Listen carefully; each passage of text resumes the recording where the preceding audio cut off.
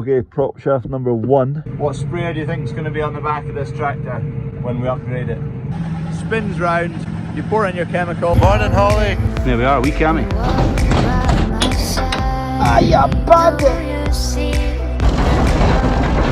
Good morning.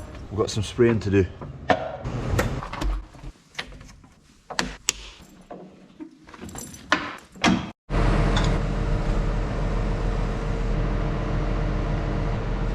There we go. Getting a wee bit busy this morning. Kev's back with the drill to take that off. Dunk's away to sort out a trailer on that tractor. And I'm just getting the sprayer sorted out. And there we're just soaking up the last of the water. Chems are in, they go in this induction bowl, so they soak in there. So water comes out of that jet, spins round, you pour in your chemical, that mixes it all up. You open up this valve, draws it into the main tank, and then you've got a wee nozzle here for rinsing out bottles. Okay, we're going to go and spray some oilseed rape with pre-emergence. We're off to the races. Everything's going smoothly so far. I've done the end rig. I wasn't filming on the end rig just because I was trying to make sure it was all right. This spray is to deal with the weeds that are going to germinate and come up through the soil. It's a residual spray. I think that's what they call it, residual. It's a spray that is a surface on the soil and then the weeds come up and touch it. Whereas a contact spray is when you spray it and it hits something and it makes contact immediately. What sprayer do you think is going to be on the back of this tractor when we upgrade it?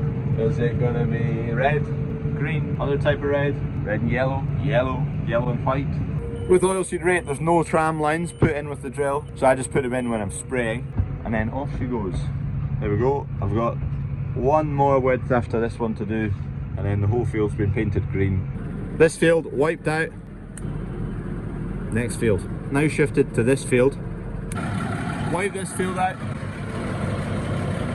First pull of the day. It's not a bad one actually. I don't need to fold in.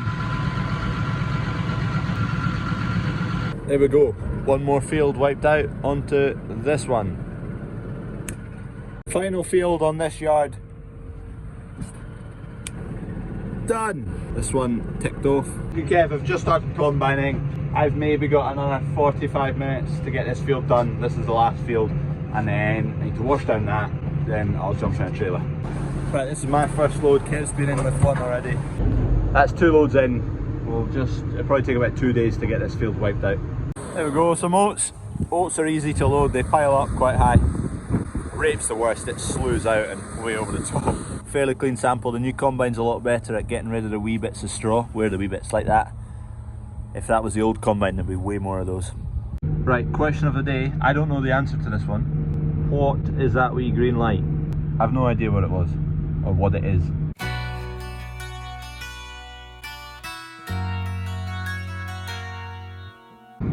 Okay, we've been combining for a few hours now, making progress. We've cut all of this.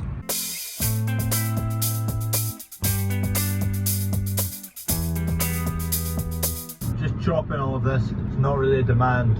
Oat straw isn't particularly desired basically, so we always chop all our oat straw. Combine spreads it all out, it'll come in with the plough and it'll get buried underneath. Progress! Not really filmed too much. I was helping an apprentice. Cheers Max for the help. When I'm doing like wee drone snippets and they're really short and it's just bang bang bang and there's nice music behind it, good music behind it, that is because normal music is copyrighted, so you can get away with about 7 seconds, so that's why all the clips are only like 7 seconds long, because beyond 7 seconds or round about there you get copyrighted and you can't earn anything off of the videos. Most guys choose non-copyright music, but it's all dog water. I hate it. I hate all that rubbish non-copyright music, so I just do wee snippets. I actually prefer like short, snappy 7-second edits where there's a bit of music, bit of drone shots, boom, back to normal, rather than like big long-winded drone shots with rubbish music.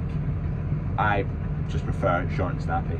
And then like half the time I make the music fractionally too long and it gets copyrighted anyway, but the edits look cool. Got a wee bit of a hole left in this front of this trailer, so I'll just top this off. If it cuts early and you don't see the end of it, that means I've spilt it everywhere.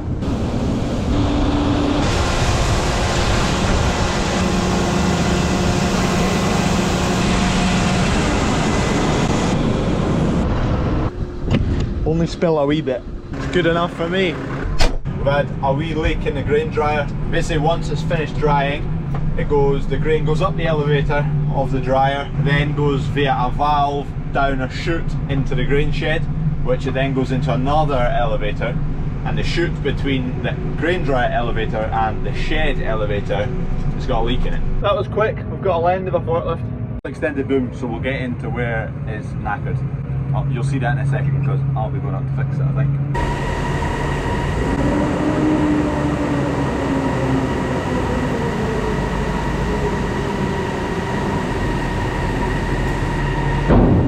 Right, I don't know where Dad's gone, but I'll need him to jump in that forklift and beat me up there. It's halfway down that spout. There's a joint there that's leaking. You can see the oats lying down there. Right, off we go. I've gained a bit of elevation. Best not go too much further. Here we go. It's actually this one, I thought it was that one. We fixed that one before. It's this one.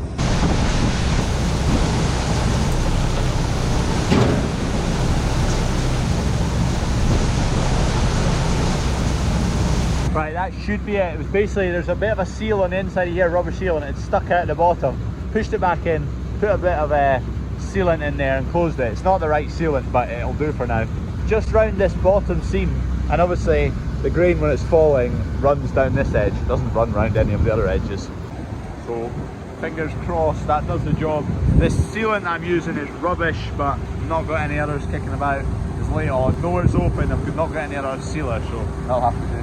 If that doesn't work, I'll come back up and I'll put a rubber strip and then lock it shut, and that'll seal probably better. I'm blind as a bat now. For a few loads while the sun goes down, we'll be seeing nothing and we'll be spilling loads. Ah, it's leaking again. I'm gonna have to put rubber in it. Could silicone it, but it needs a wee while to dry to set.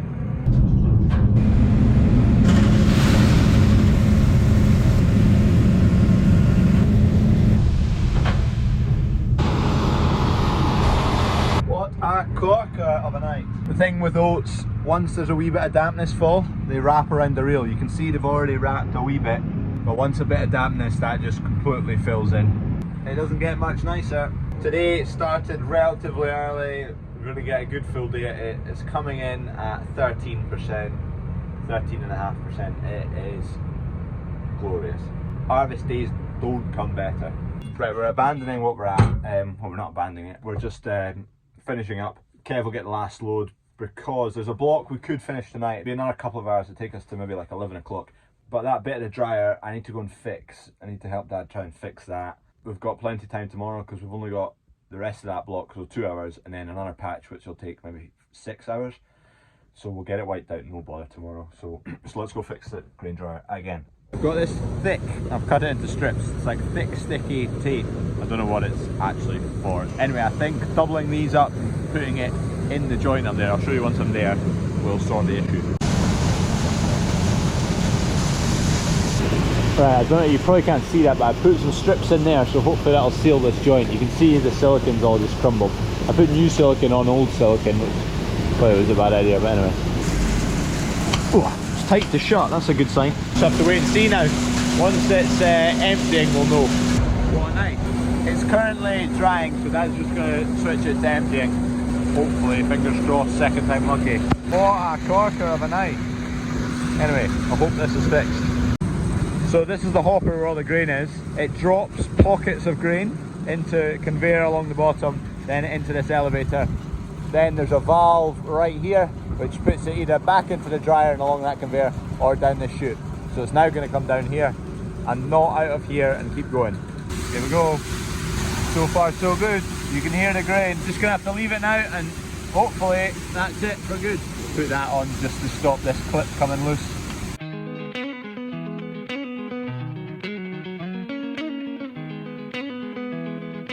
Package, can you guess what it is? You probably can't guess what it is because it doesn't look like what it should be. I need a knife, not a drill bit. Righty ho, prop shaft. The reason I've got two, some guy was selling two, they're different sizes, for cheaper than I could buy one that was definitely the right size. So I've currently got two that might be the wrong size instead of one that would definitely be the right size. But nonetheless, it was cheaper. Let's go find out if it's the right size. Okay, prop shaft number one fits. Well, it's the right length. I don't know if the bracket's the same, hopefully. Need to take this off to find out. After getting out from underneath there, I've changed my mind. It's 10 o'clock, I'm going to bed. Righty-ho, cheers for watching. Might just be a wee short video today. I'm not actually sure how much footage I've got. Cheers for watching. See you tomorrow. It's probably quite a short video, this one.